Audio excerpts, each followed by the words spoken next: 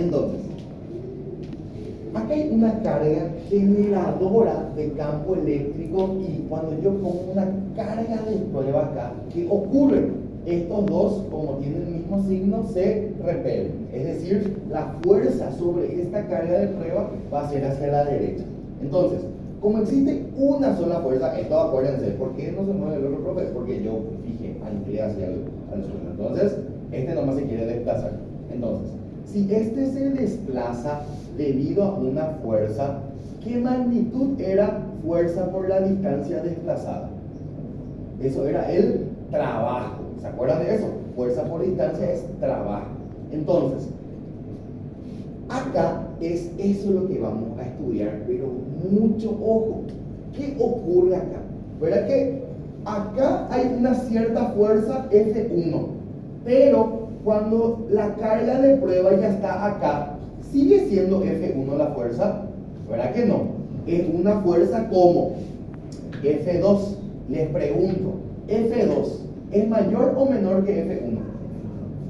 Menor. ¿Por qué? Porque está a mayor distancia. ¿Y se acuerdan? La fórmula de la fuerza era K por Q dividido distancia al cuadrado. Entonces, a mayor distancia, menor fuerza. ¿Se entiende eso? Ok. Entonces, yo no puedo, un error clásico de los alumnos, puede salir, lo dejan del examen realmente, no vi, pero suele salir, puede salir y le va a confundir a mucha gente.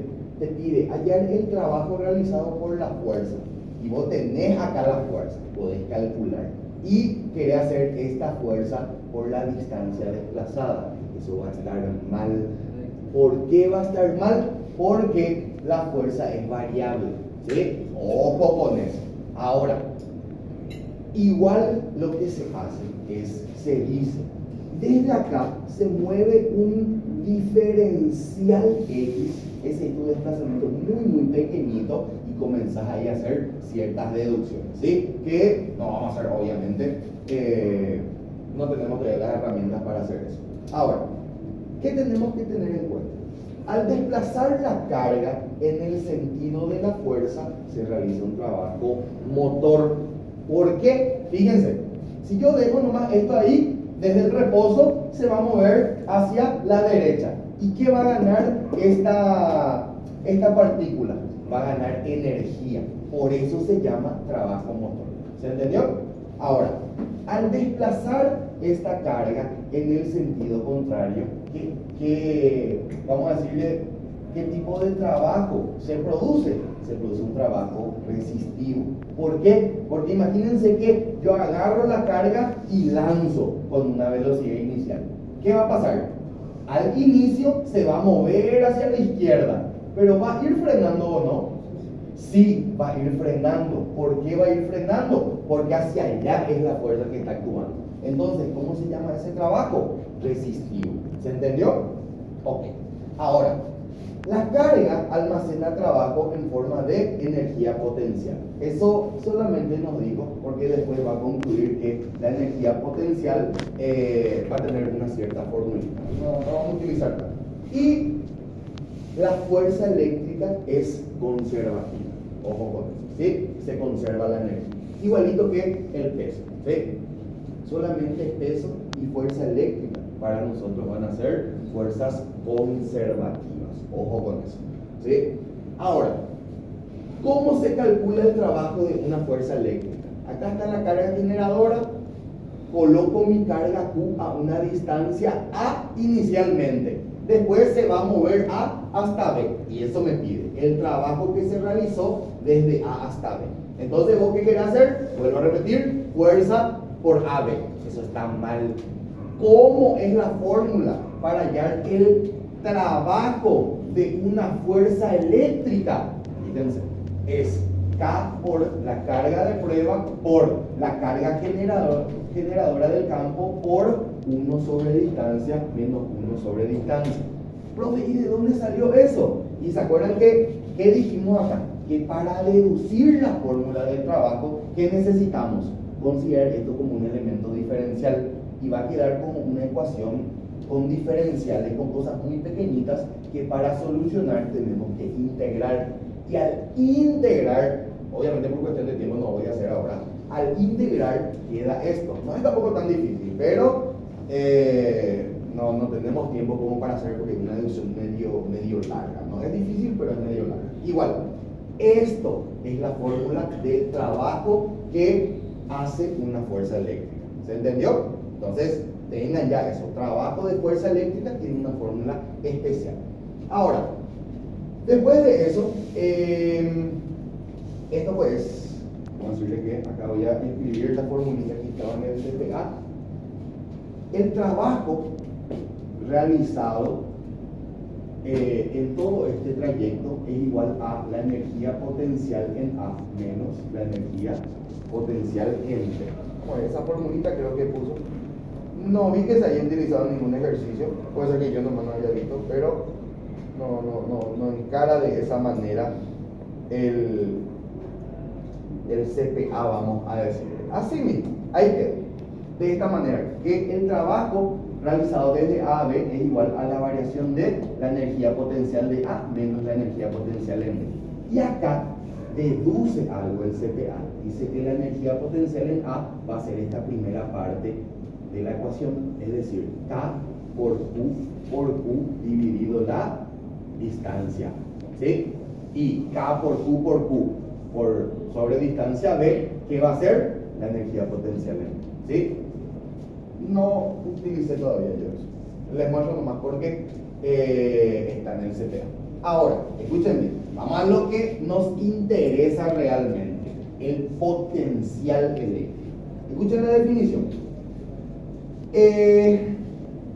Dice, el potencial eléctrico en un punto del campo eléctrico creado por una carga Q es igual al trabajo efectuado por la fuerza eléctrica para trasladar una carga de prueba Q. Fíjense, el trabajo que se genera sobre esta carga de prueba Q para desplazarlo ¿desde dónde? Desde un punto A hasta el infinito. Vamos a ver cómo dice exactamente. Para trasladar a una carga de prueba Q desde el punto A hasta el infinito por unidad de carga. Entonces, ¿qué es lo que tenemos que hacer? Ahí con eso, esa es la definición del potencial eléctrico. Es trabajo por unidad de carga. Entonces, acá, potencial eléctrico B es trabajo por unidad de carga. ¿Trabajo de quién? Trabajo que se genera o que se hace sobre la carga de prueba para moverlo desde A hasta el infinito. Entonces, ¿cómo va a quedar eso? Vamos un poco a analizar el trabajo acá, para no confundir. El trabajo de hasta el infinito, ¿cómo va a ser? Va a ser K por Q por 1 sobre distancia A menos, ¿hasta dónde? ¿Dónde está el punto B? ¿Cuál es la distancia que hay desde la carga generadora hasta mi segundo punto? Infinito, porque vos le querés llevar al infinito a tu carga de prueba. ¿Se entendió? Entonces, 1 sobre infinito, 0. ¿Y cómo queda? Que el trabajo desde hasta el infinito va a ser K por Q por la carga generadora dividido la distancia A. ¿Se entendió? Ahora, ¿esto ya es el potencial eléctrico? No, el potencial eléctrico es el trabajo por unidad de carga. Entonces, ¿entre quién tengo que dividir? Entre Q. Y fíjense, ¿qué pasa si lo divido entre Q? Se elimina la Q y me queda trabajo sobre Q. ¿Y trabajo sobre Q qué era? Potencial por definición. ¿Y cómo queda la formulita? Así nomás. K por Q sobre la distancia. Y esta nomás es la fórmula de potencial. Este nomás nosotros tenemos que manejar. ¿Se entendió? O sea, tenemos fórmula para fuerza eléctrica, que era esto. ¿Cómo era la fórmula para campo eléctrico? K por Q sobre distancia al cuadrado. Y ahora la tercera, vamos a decir, de magnitud que vamos a analizar es el potencial, cuya fórmula es K por Q sobre D. Ahora, no es más tan hincha bola como la fuerza y el campo eléctrico, porque el potencial, fíjense acá, es escalar. Entonces no hace más falta hacer esos vectorcitos y sumar vectorialmente. Y acá, puede ser positivo o negativo.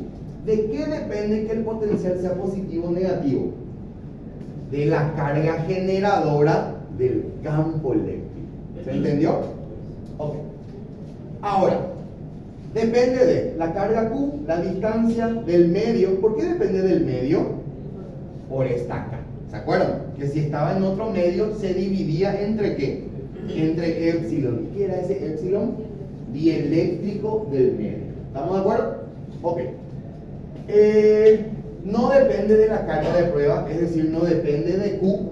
Y superficies equipotenciales son superficies que tienen en una placa, por ejemplo, en donde el potencial eléctrico en todos los puntos es el mismo. Esa es una superficie equipotencial. ¿Estamos de acuerdo? Ahora, eso yo nunca vi. ¿Cómo podemos tener una superficie equipotencial que esté al mismo potencial eléctrico? Acá hay dos agujeritos, ¿verdad? Uno se le puede llamar fase y el otro es neutro. ¿Cuál es la diferencia entre fase y neutro? Yo, por ejemplo, agarro, ponele que este es fase, agarro y quito ¿qué puedo usar? Un conductor. No puedo usar un aislante, porque el aislante pues, no va a correr, no va a circular nada. Entonces, un conductor quito de mi fase y pongo acá por la puerta. Imagínense que es de metal, ¿verdad? Todo esto es de metal y coloco acá. ¿A qué potencial va a estar todita la puerta si yo le conecté acá con fase? A ver lo que dieron de electricidad en el colegio. ¿Cuánto es el potencial eléctrico de la fase? 220 voltios. Entonces, yo agarro y conecto acá esos 220 nomás. ¿Y qué va a pasar? Tengo una superficie equipotencial. ¿Por qué? Porque en todos los puntos, ¿cuál es el potencial eléctrico? 220. ¿Se entendió? Ahora, ¿cómo son toditas las líneas acá? Son perpendiculares a la superficie, las líneas de fuerza. ¿Sí? Eso... Ahí está. Líneas de fuerza siempre son perpendiculares. Más o menos como acá. Esto sería, acá coloco una superficie equipotencial y acá otra. Entonces, digo, todas las líneas de fuerza van a ser perpendiculares a dicha superficie. Esto sí o sí, lo que estaban en un bachiller de electricidad, electrónica, algo así, sí o sí esto era tema de examen, por lo menos teórico, ¿sí? Bueno, hasta acá, potencial eléctrico. Ahora, vamos un poco a calcular cómo lo que vamos a tener el potencial eléctrico entre dos puntos que se va a llamar diferencia de potencia. Vamos un poco a analizar. Yo puedo tener una carga Q1, voy a dejar así nomás, Q1, acá va a estar Q2 y acá va a estar Q3. Y quiero calcular el potencial en este punto y en este punto también. Voy a hacer primero en este. ¿Cómo voy a calcular el potencial eléctrico? ¿Sí? Primero que nada, o sea, ¿qué hacíamos hace rato? Trazábamos esto, ¿verdad? Podemos trazar igual, pero ¿tiene sentido que yo ponga así potencial 1? No, porque el potencial que es escalar. Entonces, ¿qué es lo que actúa sobre este punto? Actúa un potencial V1 debido a este, ¿sí? ¿De qué depende V1? De K, después, de la carga generadora y dividido ¿quién? La distancia. Esto va a ser la distancia Q. ¿Sí? K siempre positivo, distancia siempre positiva y la carga. En este caso, ¿siempre vamos a tomar positiva? No, acá sí tomamos con su signo. ¿Por qué? Porque una carga positiva me da potencial positivo y una carga negativa que me da potencial negativo. ¿Se entendió? Perfecto. Ahora, esto también genera un potencial en este punto. Ahora, ¿cómo se va a llamar dicho potencial? V2. Voy a llamar V2. Entonces, aquí va a ser igual V2. Acá por Q2 dividido la distancia 2, que esto va a ser distancia 2. ¿Todos de acuerdo? Y finalmente acá, distancia 3. Entonces, ¿cómo va a ser el potencial 3? K por Q3 dividido distancia 3. ¿Y qué les parece que se hace para hallar el potencial resultante acá? Voy a poner acá hay un P3. ¿Qué les parece que se hace? Se suma directamente. Es la suma algebraica.